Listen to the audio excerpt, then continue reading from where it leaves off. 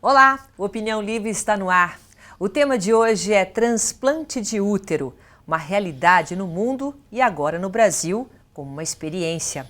Para falar sobre esse assunto, nós vamos conversar com o ginecologista e obstetra Dr. Dani Eisenberg, membro da equipe responsável pelo primeiro transplante de útero da América Latina. Muito obrigado pela sua presença aqui, doutor. Obrigado, Silvia, pelo convite. Bom, os avanços da medicina abrem uma nova porta de possibilidades às mulheres que sonham com a maternidade. Em países como a Suécia, esse procedimento já foi realizado várias vezes e com sucesso. Mas na América Latina, o primeiro transplante de útero foi aqui em São Paulo, no Hospital das Clínicas, e o Dr. Dani estava lá para contar a experiência para nós aqui. Como que foi essa experiência? Eu não quero que você edite nada, eu quero saber exatamente como chegou nesse ponto de conseguirmos realizar no Brasil um transplante uterino e como está hoje a situação em relação a isso. Então, o projeto do transplante uterino, ele começou ainda antes do grupo sueco.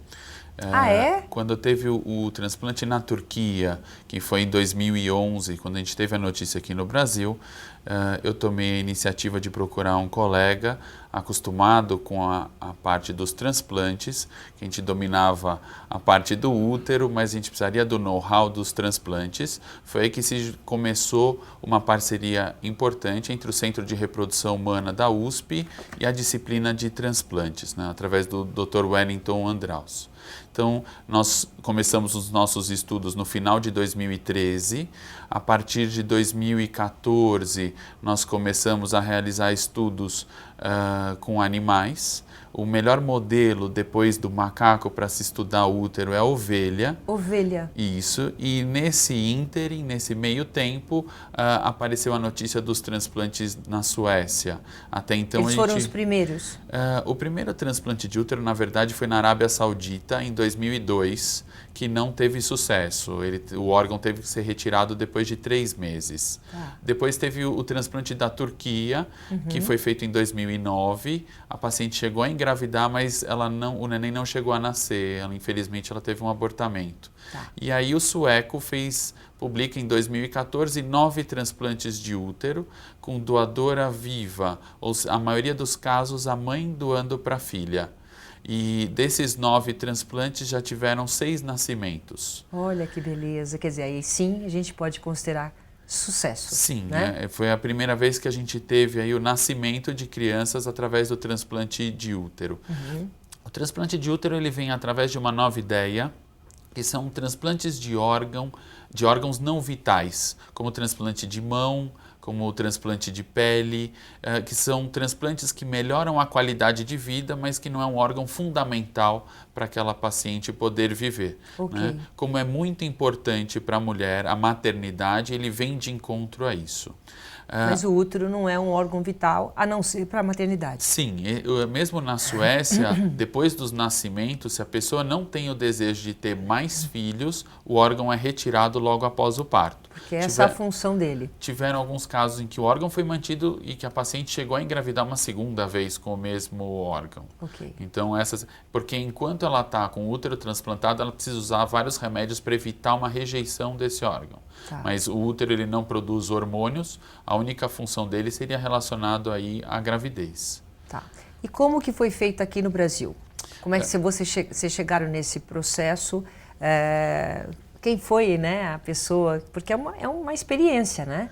Não deixa de ser uma experiência. Por enquanto é um projeto experimental. Então, depois do nosso aprendizado em animal, nós inclusive estivemos na Suécia no ano passado, junto com o professor Mats, que é o responsável por essa sequência de transplantes com sucesso.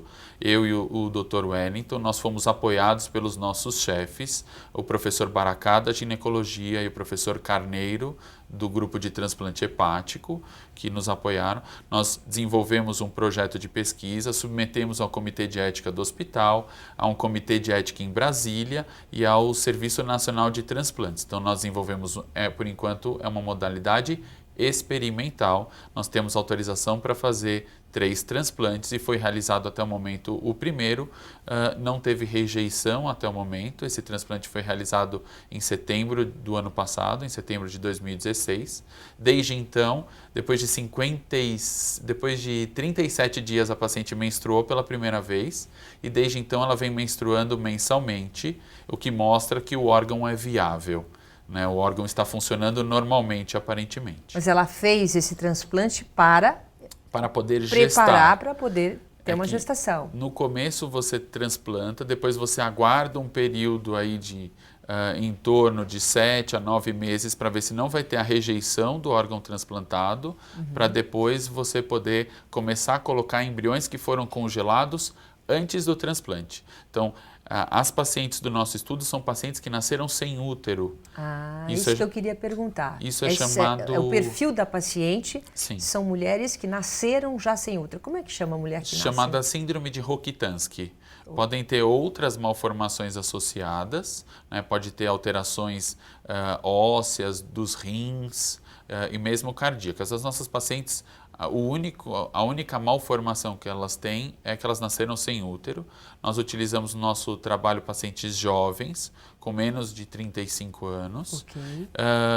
E essas pacientes, elas têm ovários, então a carga genética dos embriões gerados é do casal. Então nós aspiramos os óvulos, o marido coleta sêmen, nós realizamos a fertilização no laboratório, congelamos os embriões, depois é realizado o transplante, se espera o período para ver se não vai ter rejeição e aí nós vamos começar a colocar esses embriões dentro do útero e em busca de uma gravidez. Depois de quanto tempo que vocês vão fazer esses testes, colocar o embrião? Pelo menos mais de 6 meses, né? Por enquanto, agora que a paciente, a gente vai começar, caso os últimos anos de controle sejam ruins, a começar a transferir os embriões para dentro do útero. O nosso modelo tem uma diferença do modelo sueco que nós usamos doadora falecida. Né? A Suécia, ela tem uma oferta de órgãos muito pequena, então isso seria muito mais difícil de se fazer na Suécia. Então, quando você utiliza uma doadora falecida, você não é previsível. Na Suécia eles conseguiram programar todos os transplantes. Aqui nós dependemos da oferta do órgão. Na Suécia era com doadora viva. Doadora viva. No caso, por exemplo, mãe doando para a filha. A maioria dos casos, sim. Alguns casos, teve um caso que foi a sogra e teve... Mas sempre da mesma família? Teve um caso que foi uma amiga que doou o útero. Mas a maioria dos casos foi mãe doando para a filha. Porque tem que ser compatível? Não, porque você está falando que... Não, é que é uma cirurgia grande, a cirurgia da doação. É feita uma grande dissecção de vasos para você poder retirar o útero. Complexa, então, né? Sim, é uma cirurgia que normalmente leva mais que 6 horas só para a retirada do órgão na doadora viva. Quando você usa doadora cadáver ou doadora falecida, você não tem esse risco de complicação para a doadora. Na Suécia, na série de casos que eles fizeram, eles tiveram uma complicação pequena que foi corrigida depois numa cirurgia seguinte, bem menor, mas eles tiveram uma complicação. Então, quando nós optamos por fazer com doador falecido, a ideia é que você não tenha o risco para a doadora. Né, diminuir o potencial de risco e que nós temos uma oferta de órgãos no Brasil muito maior do que você tem na Suécia. Tem um serviço de transplante no Brasil muito organizado. Mas essa primeira experiência aqui foi de doador vivo? Doadora falecida. Doadora falecida. Com doador falecido foi o 3º caso do mundo. É isso que eu ia falar, a gente está abrindo aqui uma luz, né, enorme no fundo do túnel, porque... o Brasil, tudo bem, a gente pode estar no sentido experimental, mas é fascinante o que vocês estão fazendo. É uma modalidade de ponta. Nós tivemos, então, com doadora falecida, então um caso na Turquia, que acabou não dando certo. Os Estados Unidos, o primeiro caso deles, eles também perderam o transplante. Então, caso a nossa paciente venha a engravidar e dar à luz, poderia ser a primeira paciente do mundo a dar à luz com o útero de uma doadora falecida. E isso é possível porque junta a expertise de 2 centros que atuam aí na vanguarda. O Centro de Reprodução Humana da USP e o Departamento de Transplantes. Eu acho que talvez o grande segredo em você conseguir avançar de forma importante na medicina hoje seria junta o expertise desses dois departamentos e produz um resultado que isoladamente os departamentos não conseguiriam.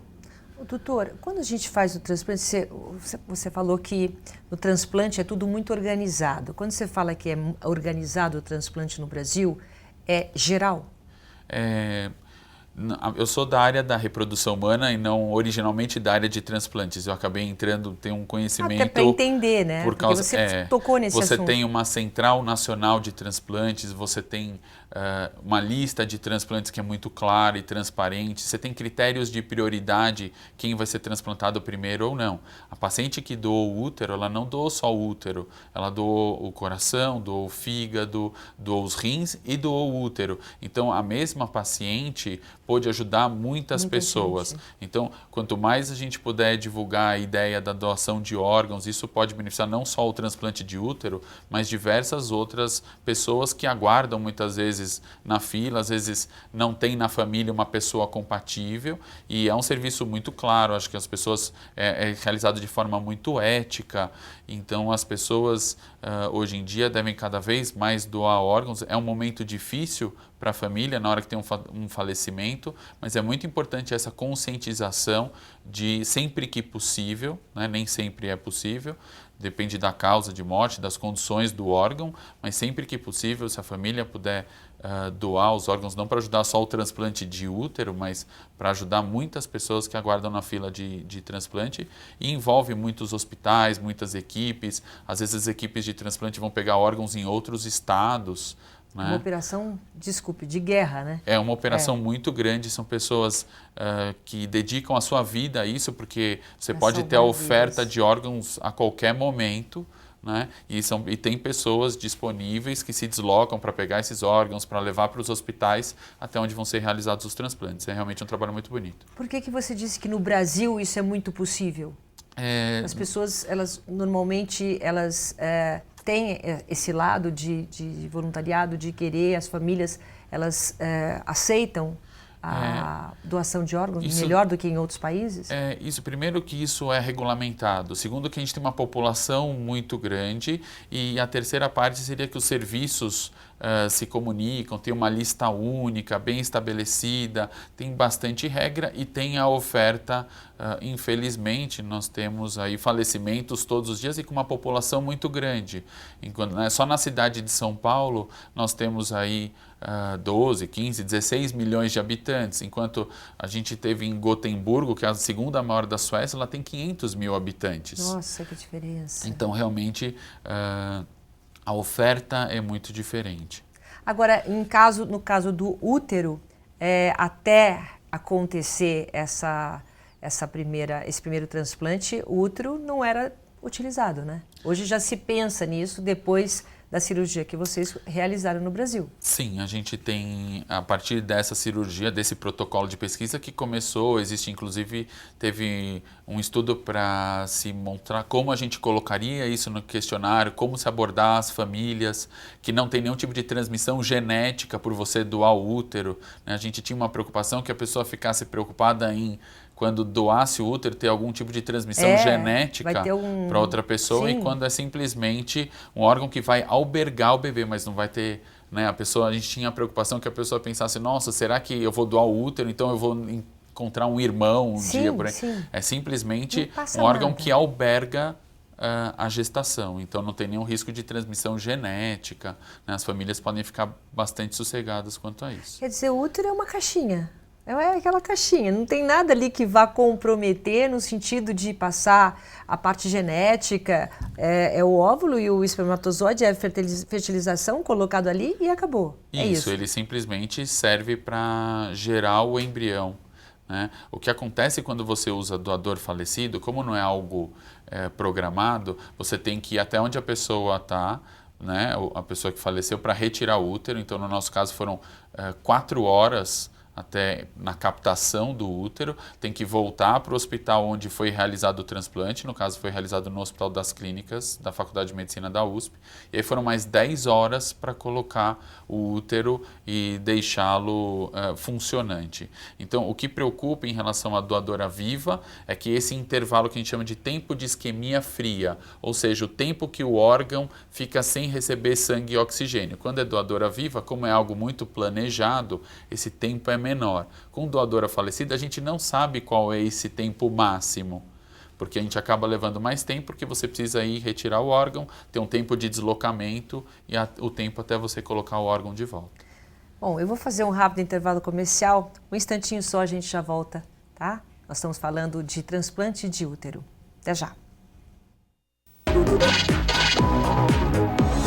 Universidade Paulista Unip é a preferida do mercado de trabalho. 5 anos consecutivos, ranking universitário confirma. Unip é a universidade particular preferida dos que contratam em todo o Brasil. Unip, qualidade e empregabilidade realmente comprovadas. Opinião Livre está de volta, hoje conversando com o ginecologista, obstetra e estudioso, pesquisador, né? Afinal de contas, ele é um dos responsáveis pelo primeiro transplante de útero realizado no Brasil. Esse transplante abre aí realmente um futuro enorme para mulheres que nasceram sem o útero e podem sim chegar à maternidade, né, doutor? É verdade, essa técnica ela é muito interessante porque ela abre perspectiva não só para aquelas pacientes que nasceram sem útero. As pessoas acham que isso é muito raro, mas isso não é assim tão raro. 1 em cada 5.000 mulheres nasce sem útero. Se nós vamos pensar só em termos de estado de São Paulo, em mulheres com idade reprodutiva, que poderiam engravidar, seriam em torno de 1.500 mulheres só no estado de São Paulo. Que outras mulheres poderiam se beneficiar disso? Então, tem algumas mulheres que perdem o útero no momento do primeiro parto. Então, essas pacientes também poderiam ser candidatas, ou que tiveram um câncer do colo do útero e que tiveram que, de forma inesperada, ter que retirar o útero. Isso acontece muito, né, Sim. doutor? E outro caso seriam as mulheres que vão, por exemplo, ser submetidas a uma cirurgia para retirar um mioma, um tumor benigno, mas às vezes acaba tendo uma complicação por sangramento e acaba tendo que retirar o útero também de forma inesperada. Então, essa modalidade do transplante uterino, ela pode beneficiar não só mulheres que nasceram sem útero, mas aquelas mulheres que perderem o útero de uma forma inesperada. Então, é uma técnica nova, que por enquanto é em caráter experimental, mas que vem se desenvolvendo rapidamente, e daqui a um tempo a gente acredita que vai ter uma gama de pacientes que poderiam se beneficiar disso. Uma curiosidade, doutor, nós somos tão perfeitos, né? O corpo humano é tão perfeito, então uma mulher que perde o útero, ali é ocupado por outros órgãos, outras coisas, né? Tudo se encaixa, não vai ficar aquele vazio. E a mulher que não tem o útero, como faz? Você tem que abrir espaço?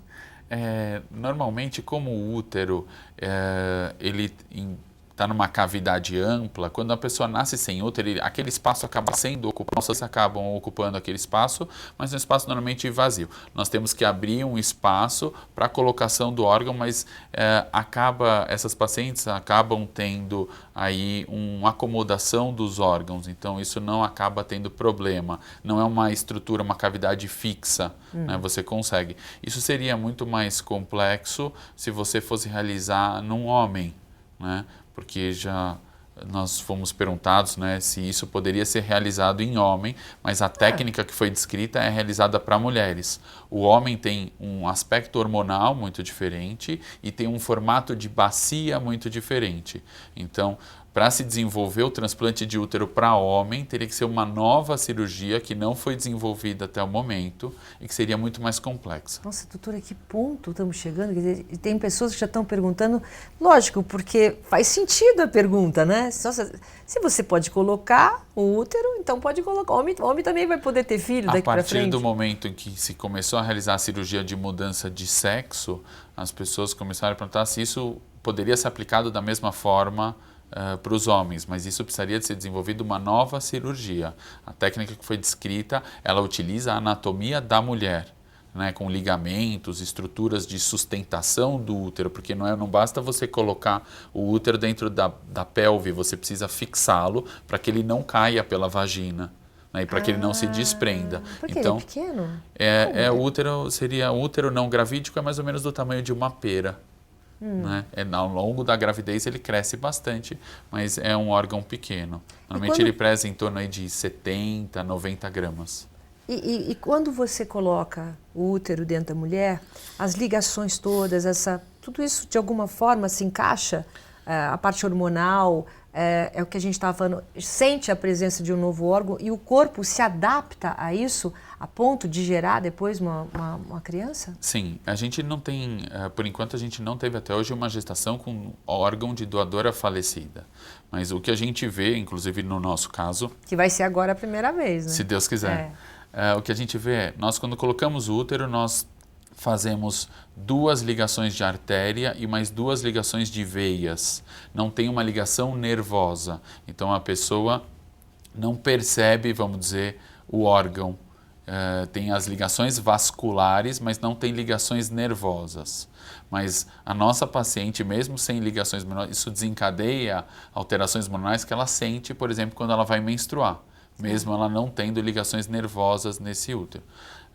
Então, mas isso não prejudica o bebê? Não. Não ter ligações nervosas? A preocupação que se tem é que a paciente entre em trabalho de parto e não perceba. Porque ela não perceberia as contrações uterinas. Né? Na Suécia, que foi a maior casuística e onde se teve nascimentos de transplante de útero, os partos foram todos realizados, foram todos cesarianas, Sim. em geral realizados de forma precoce. Então não se deu tempo para que essas pacientes entrassem em trabalho de parto e eles não tiveram nenhum caso de trabalho de parto prematuro. Então, não há um problema nessa falta de inervação. E o que a gente vê é como os hormônios chegam através dos vasos, esse útero volta a funcionar, em geral, entre 30 e 40 dias depois do transplante, a paciente volta a menstruar. Nossa, incrível. E em relação ao que essa equipe, né, sente para o mundo, porque isso é uma inovação, é uma coisa que... fantástica para o Brasil. Nós estamos tão à frente assim na reprodução humana?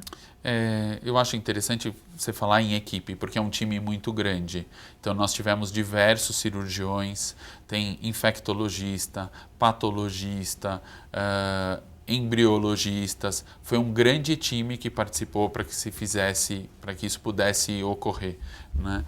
Em termos de reprodução humana, o Brasil como um todo tem taxas de sucesso. Antigamente era muito frequente as pessoas irem para outros países para fazer tratamento para engravidar e hoje São Paulo e mesmo outras cidades do Brasil têm centros de reprodução humana com taxas de sucesso semelhantes a que você encontra em países da Europa ou mesmo nas cidades americanas. Então, hoje em dia, não tem nenhum tratamento disponível fora, como congelamento de óvulos, congelamento de embriões, fertilização in vitro. Todas as técnicas que são disponíveis nos principais centros do mundo são disponíveis nos melhores centros do Brasil. Então, realmente a gente conta já, pelo menos nessa área, nós estamos aí acompanhando a vanguarda do resto do mundo.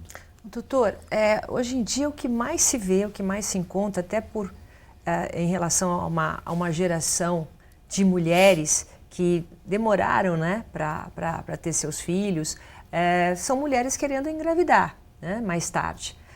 No caso do transplante, só funciona, pelo menos por enquanto, para quem não tem útero, ou já existe a possibilidade, no caso dessas mulheres que perderam por mioma ou por alguma coisa, terem esses filhos mais velhas? A idade é muito importante, influencia muito para o transplante? Acho essa pergunta ótima, ela influencia, acho que mesmo para aquelas pacientes que têm útero. Existe uma dúvida frequente na população, ou não digo uma dúvida, uma crença, de que enquanto a mulher menstrua, ela é fértil. O que eu acho muito importante a gente deixar para o telespectador é que a fertilidade da mulher começa a cair a partir dos 35 anos e cai 95% depois dos 40 anos, sendo muito muito difícil engravidar depois de 43 anos, a partir dos 43. Vou dar um exemplo com bebê de proveta. A taxa de sucesso com bebê de proveta para uma paciente de 34 anos é em torno de 40% a 50%. Se a gente tem uma paciente de 40 anos, já caiu a metade, vira 20%. E se eu fizer uma fertilização in vitro para uma paciente de 43 anos, a chance de dar certo é 4%, se for com o óvulo dela. Então, acho muito importante para quem nos assiste um planejamento de quando ter filhos, porque o que a gente tem hoje, não temos mais infertilidade simplesmente hoje do que a gente tinha no passado. O que acontece é que as mulheres estão postergando muito a hora de ter filhos e isso aumenta muito a frequência de casais inférteis. Não porque a gente tem mais infertilidade, mas porque as pessoas estão resolvendo ter filhos mais para frente. Só que isso às vezes pode deixar um pouco mais difícil ela conseguir engravidar, às vezes ela vai ter que usar óvulos doados, embriões doados, ou vai ter que partir para a adoção. Isso é possível, mas muitas vezes não é o sonho daquele casal.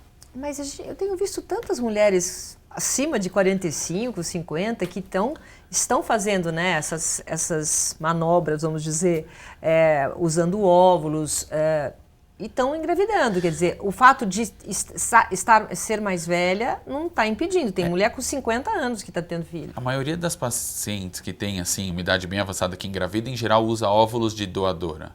Óvulos de outra mulher, em geral com menos que 35 anos. Não é uma regra. O recorde mundial para a pessoa poder engravidar com óvulo próprio é 57 anos.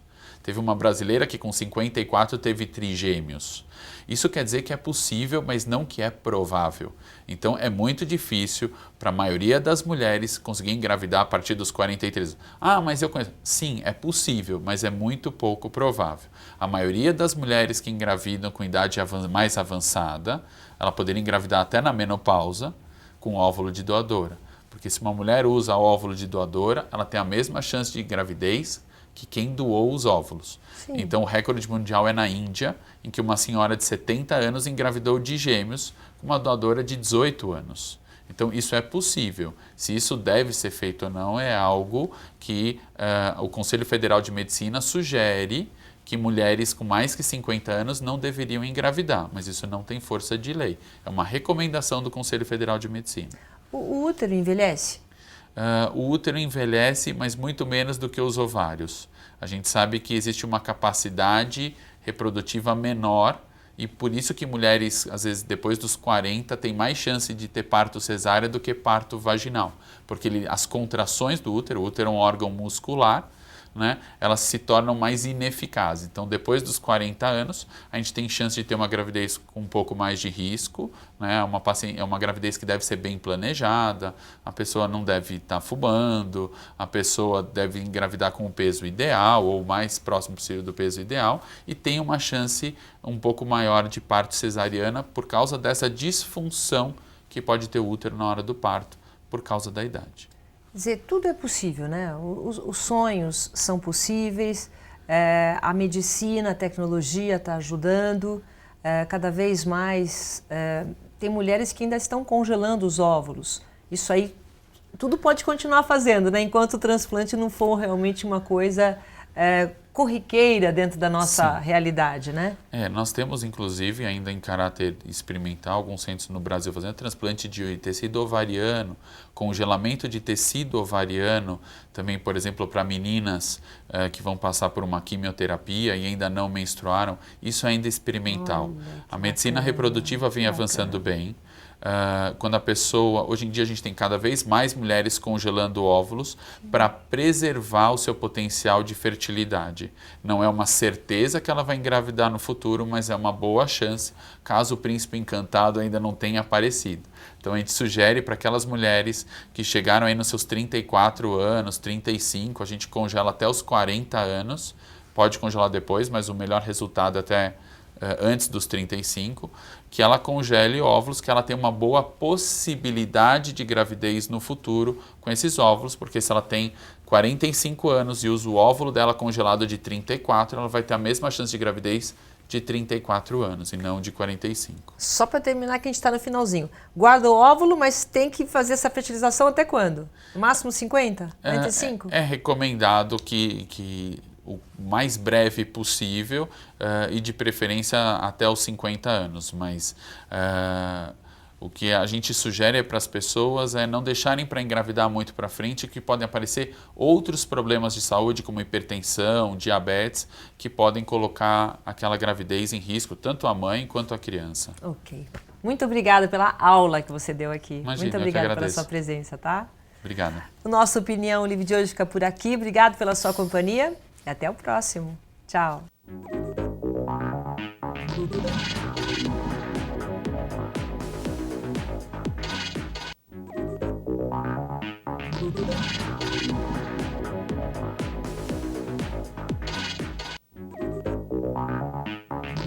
Universidade Paulista Unip é a preferida do mercado de trabalho. 5 anos consecutivos, ranking universitário confirma. Unip é a universidade particular preferida dos que contratam em todo o Brasil. Unip, qualidade e empregabilidade realmente comprovadas.